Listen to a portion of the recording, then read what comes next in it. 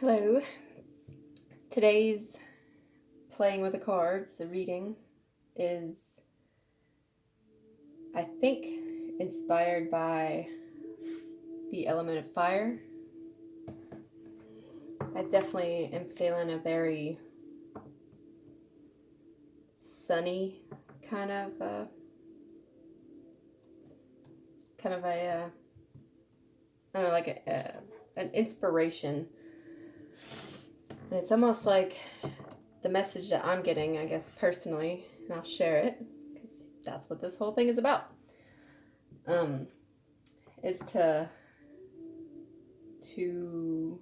find your own fire. Like, there are candles lit around here, and each one of them has their own fire. And if the lights were out, they would shine within their own darkness, I guess. So today, I'm going to use decks that I put together, just because I feel like that's part of my fire, my creativity, whatever you want to call it.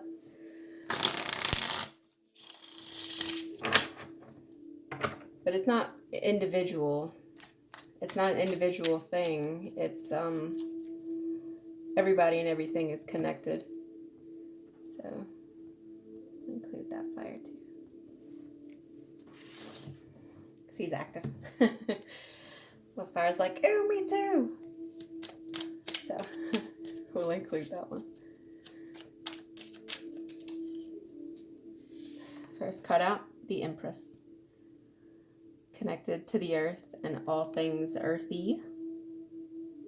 The abundance of the earth, the fullness of life.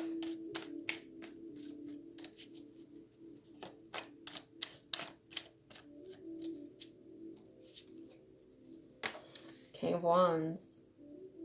This guy is in touch with his fire.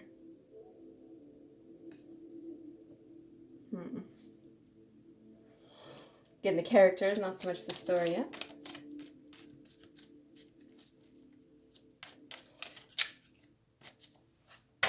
Okay.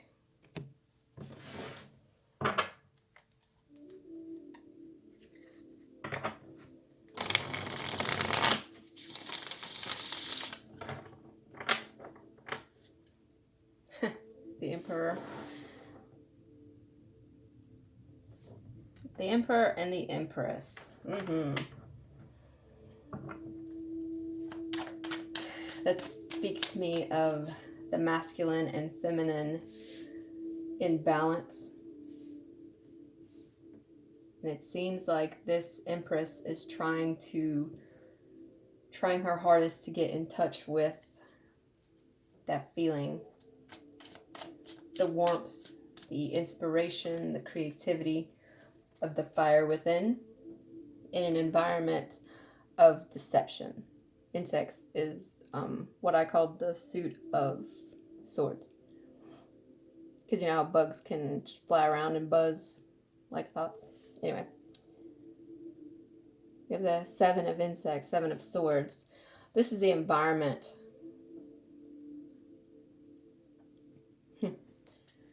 I just was reminded of how moths are drawn to a flame, and various other insects are drawn to different things.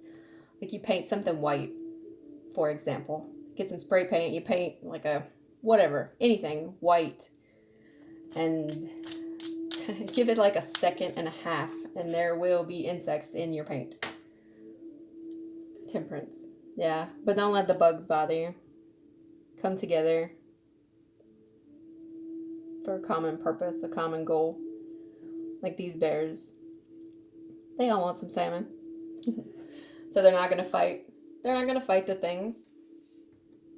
They're going to just let it be. And if insects buzz around, they buzz around.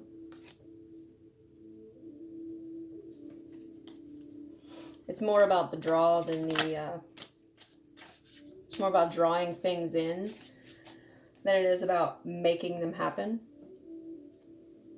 This little guy, Page of Pentacles, rocks his pinnacles in this deck. This is the baby bear tarot. Bear is a very powerful spirit animal for me. So I was thinking if I made the journey of a bear and all the things they encounter in their life, wouldn't that be a cool tarot deck? I'm a tarot nerd that way. So anyway, the Page of Pentacles. If you see this little squirrel, he has a nut, and it looks like the feeling I get with this is that he's willing to share. Like, oh, here you go. This family, this nice family, left all these seeds out for me. Would you like one? That's the feeling I get from that. Devil on the bottom of the deck, though. So, beware the gifts that people try to hand you. They may not actually be gifts. It might be deceiving you in some way, trying to be sneaky and get away with something. Get away with stealing from you, perhaps. Taking out of one pocket to put in another is what I just heard. King of Sticks. Sticks is wands. We got him twice. The King of Wands. Twice in 2 different decks. They both are connected to that fiery, spiritual, that fire that is the sun, that eternal kind of fire.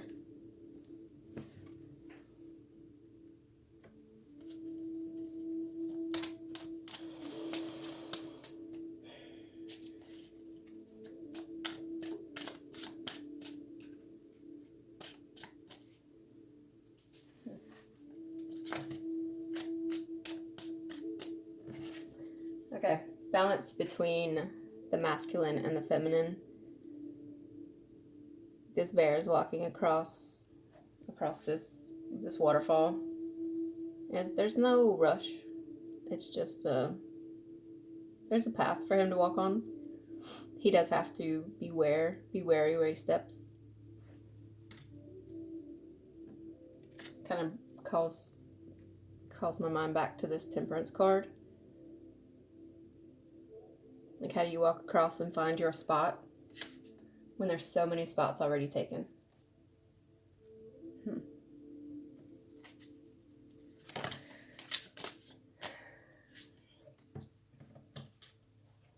Yeah, this person, I think it's our King of Wands character, is feeling maybe not prepared as much as would make him comfortable for this conflict.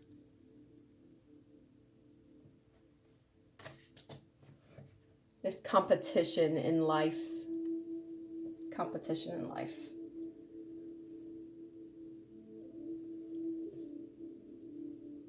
How do you find the authority to really create the life that you want? This this thunder egg just caught my attention. Like, how do you, this person, this King of Wands character, how do you go from being the top of your game in the fire element, the Wands element, how do you go from that to the Emperor?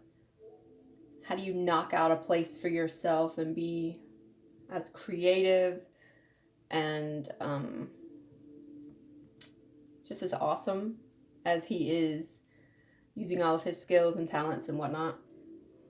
How do you take that from being the best in your game, your element, your suit, whatever, and be the top of everything? To be the Emperor, all the elements are under your, I don't want to say command, but they are to be not be taken down by anything. Things that you are already good at are things that you're not so great at. Yeah. How do you conquer the competition? Through fighting and violence is not the way to go about it. Competition is sometimes very subtle. And so the inner strength that you have to have is also very subtle. But to be in balance, sometimes it does have to be like a boxing match. You know, strength, outward force.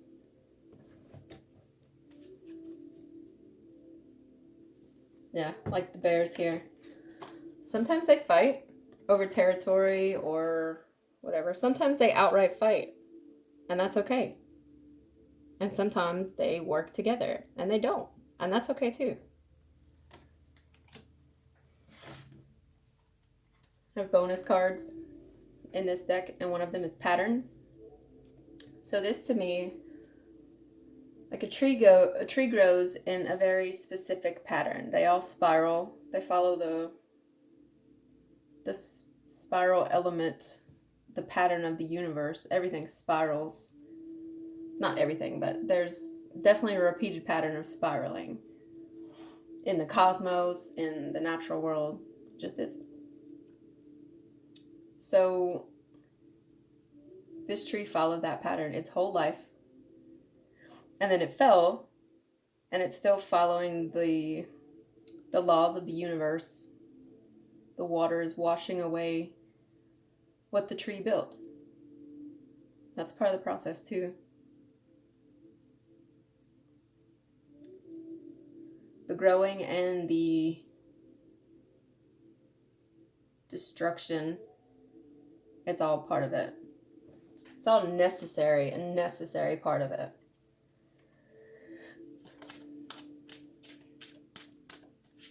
This person has been through some trials lately, possibly his whole life, but it feels like, and let me just say, the Empress being the first card out, this can apply to male people, female people, whatever. It's that masculine fire part, the yang that is part of us all. So it's the masculine part that's feeling this strain, this struggle of how to balance the fire within, the fire elements, the knowing when to call a person out and when to give them a gift. You know, when you're in the midst of competition, the 5 of Wands, everything's just jumbled up and it's trying to block your way, and it's just a struggle. Walking past the field full of sticks, that many sticks is hard to do, you know.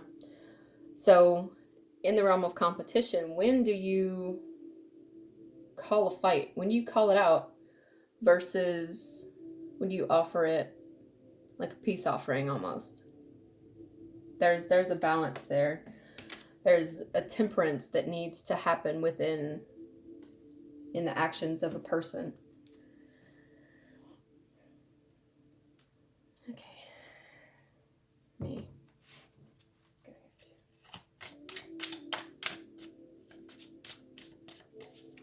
I think it says solar storms, and I think Sirius too, the dog star. I think it's that Lionsgate portal thing. That's what this is bringing up for me. Anyway.